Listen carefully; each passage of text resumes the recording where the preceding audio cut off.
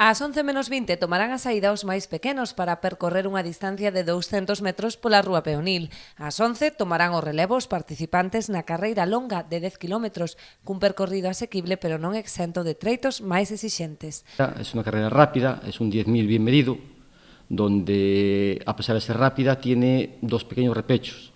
Uno al pasar el paseo marítimo, donde empieza a Pedra da Boza, y después donde empieza a Charca de Banqueiro, el campo de fútbol, donde tiene una larga subida que acaba en la subida a Boliña y acabando unos 500 metros en sprint. 5 minutos despois será a quendada carreira escolar na que poden participar as categorías de cadete para baixo.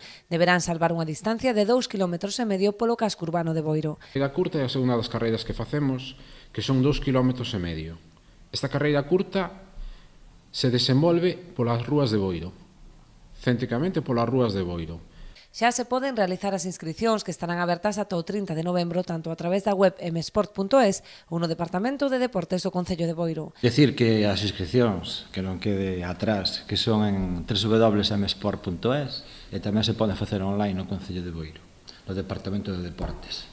Esta proba enmárcase no circuito 4 carreiras e unha meta, promovido pola Mancomunidade de Municipios Arousa Norte. É dicir, tamén que está incluída esta proba no circuito 4 carreiras e unha meta, promovido pola Mancomunidade de Arousa Norte.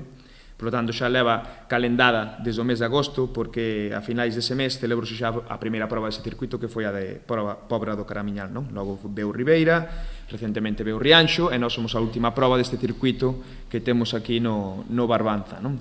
Conta ademais co apoio da Xunta de Galicia, a Deputación da Coruña e varios patrocinadores privados.